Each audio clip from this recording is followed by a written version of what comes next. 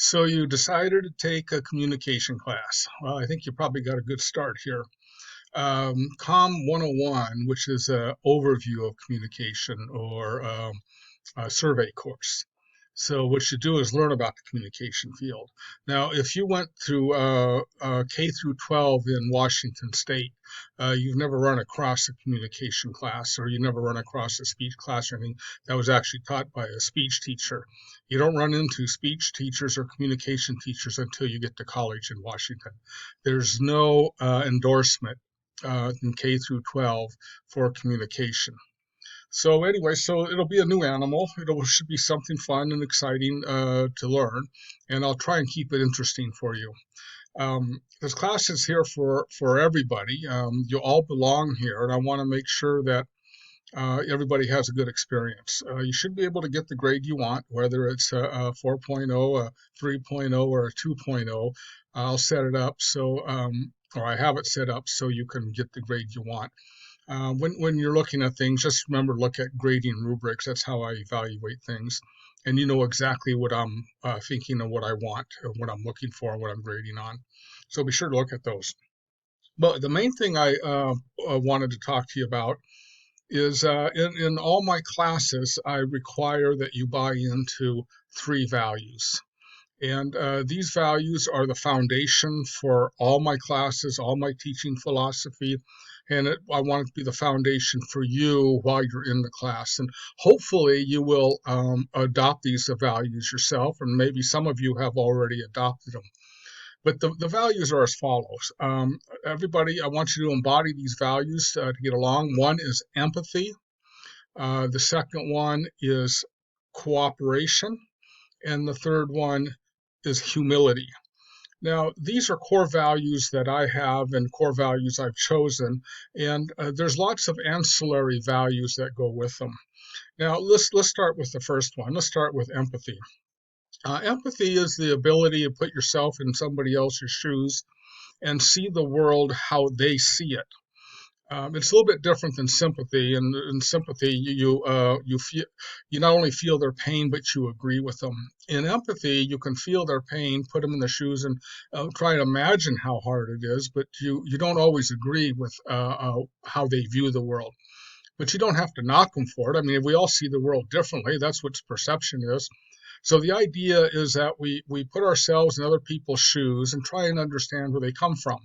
And there you go. There's one of the ancillary values of empathy is understanding. It's caring also, because you got to care about somebody to put yourself in their shoes. And also another one is respect. Because you generally aren't going to care too much about somebody you don't respect. So anyway, so I want you to buy into those for everybody in our class. So empathy is the main component there. Now, I want to go off this notion that a lot of people describe empathy as this idea that do unto others as you'd have done unto yourself. And I don't quite buy into that. I think you should take a little bit further, and that we do unto others as they'd have done unto themselves. All right. You see the difference in there is that not as you would have done unto you, but as they would have done unto themselves, because what they want out of life and how they see the world and what they think is important to them is different than what you might think is important to you, or what you want out of life, or what you want done unto you. Maybe somebody else doesn't want done unto them. So you've got to actually kind of put yourself in their shoes, see the world from their viewpoint, try to see what it is they want, and then you use that phrase, do unto others as they'd have done unto themselves. All right. So that's the main one. The second one is cooperation. Now, cooperation, just something that needs to be done. We're finding out more and more in this global society where we have to cooperate with other nations and other cultures and other people and other ideas and that sort of thing. So cooperate and work together and collaborate rather than try to win, rather than say, hey, my way or the highway. It's black or it's white, it's good or it's bad. No, there's always these shades of grays in there, and we've got to look at them. We've got to try and cooperate with others. And a lot of times, I think the best way to cooperate is to try to help others get what they want. Now, I found out a long time ago in the business world that life was way easier and way more rewarding when I quit trying to get what I wanted And I always knew what I wanted, had my goals, but then I worked hard on trying to help other people meet their goals. And just that idea of helping others meet their goals, I far exceeded all my own goals. And that's what cooperation is. All right. And so cooperation takes listening skills. That's another ancillary value. It takes understanding again, just like in empathy. It takes kindness, politeness, all those sorts of things to get to embody cooperation. All right. The third value I want you to embody, and it's part of my class, and I require that you buy into all three of these, is humility. Now, humility is not the same as humiliation. For some reason, some people think that or look it up. I'm not looking to humiliate anybody. I want you to be humble. Okay, so humility is the act of being humble. So it's not acting like you know it all. It's keeping an open mind. It's listening to what other people have to say. It's again, it takes empathy and it takes cooperation to be humble. And I think we need a little bit more of that in this world. And I think you get along with people.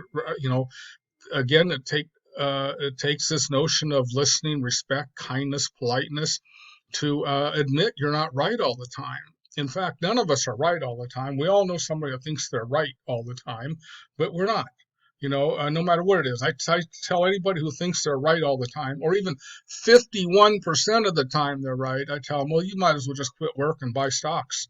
If you're right 51% of the time, you'll be a millionaire by the end of the week.